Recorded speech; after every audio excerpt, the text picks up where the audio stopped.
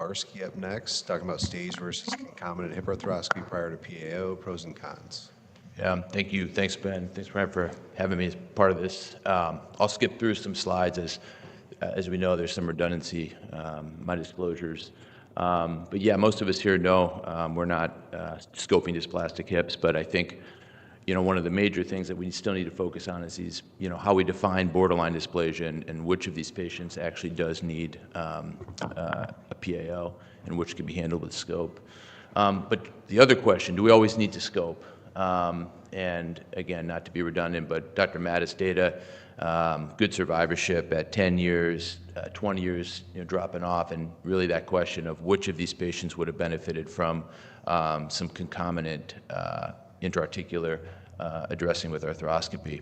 And some of the authors on this study are here, but won the Hip Society Award in 2024 with a randomized controlled trial looking at that.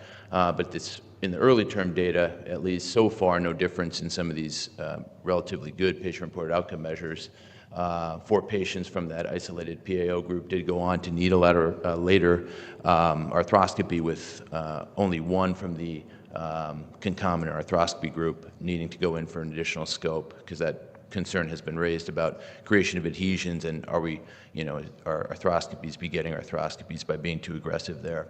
So just factors to keep in mind. And then some of these other papers that have looked at risk factors for eventually the isolated PAOs going on to need a scope somewhere in that 20 to 25% range. But risk factors such as a preoperative crossover sign, or obviously labrum detachment seen on MRI. And then, as Jeff Knuckle just talked about, but the alpha angle isn't the entire story, but about 20 to 25% of these hips do have an abnormal alpha angle, but we need to be paying attention to range of motion and other factors when trying to decide whether to address this intra-articular pathology. But I just want to ask the audience, because I'm curious here, how many surgeons either in isolation or with a colleague perform a scope and a PAO at the same time? It's the majority. How many surgeons do both parts themselves? How many surgeons perform this scope first? And how about after? So that's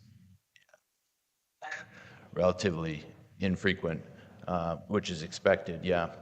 Well, I'll talk about, I think one of the reasons I was asked to talk is I've seen a variety of these different timing concerns, and so I could speak a little bit about them, but in my practice, every patient in consideration of PAO does get an MRI, to address some of these potential factors that may warrant an intra-articular procedure.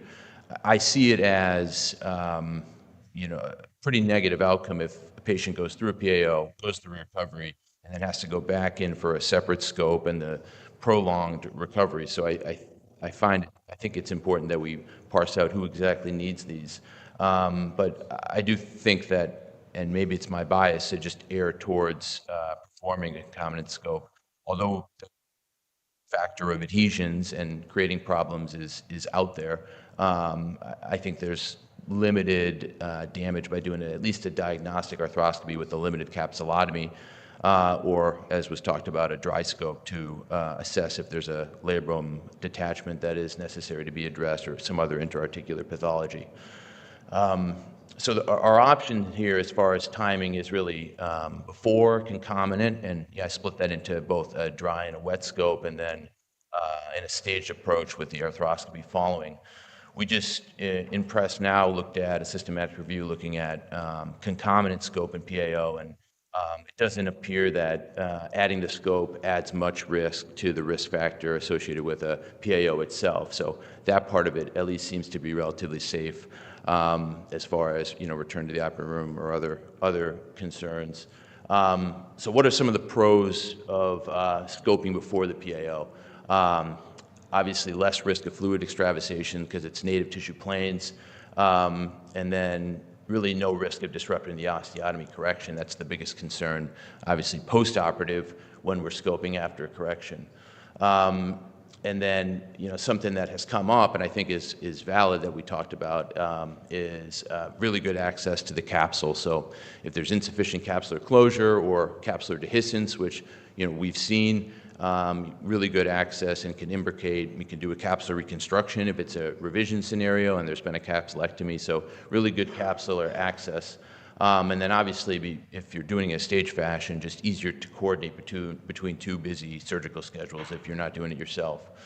The biggest con, I would say, is if you are relying upon a dynamic exam, that is obviously biased before the correction, and so you're doing a little bit of extrapolation there, especially if you're just relying upon dynamic exam and not using image guidance. And then concomitant, but still doing the scope before the PAO, pretty much the same pros and cons, except for event that you could run into if it's being practiced on two different tables, which we see at our institution. That could really, requires wound closure, bandage, new table, re-prep and drape. You can imagine that takes quite a bit of time. About standard wet scope after PAO obviously allows for more pristine tissue planes during the PAO dissection and for a more accurate dynamic exam. But then you start getting into the concerns regarding fluid extravasation and tissue planes. We haven't seen personally cases of abdominal or other compartment syndrome because of that disruption, but it's a theoretic risk to be aware of and concerned about. Something else that obviously is a big risk here is the correction, and I've seen this once or twice. When traction is applied, leading to perceived disruption or subtle changes to the correction, and especially at that time in the procedures, if it's only the arthroscopist in the room, they might not be as aware of some of the subtle changes that are happening, and something that you need to be aware of. And then another thing that has been brought up in our institution and talked about is, is there this risk of diluting away some of the bone marrow elements that could lead to healing? Is that a possibility? Could that lead to a higher rate of non-union at some of the osteotomy cuts? And then obviously, as I mentioned previously, just busy practices is the most efficient way to try to do things at once, trying to coordinate timing and schedules, and especially because both procedures have a certain amount of variability to each of them.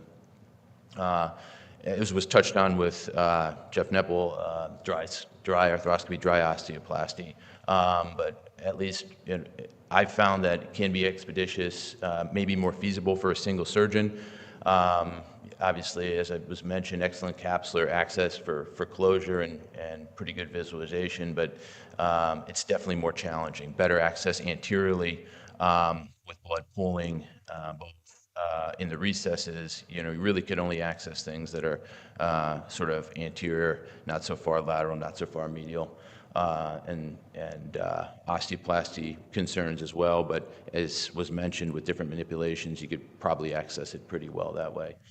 And then finally, stage, but doing the scope after. It doesn't seem like that this is a common circumstance. I have seen it, similar risk that I just talked about. The biggest advantage of this is, again, timing concerns. It's much easier to coordinate this from a OR utilization standpoint.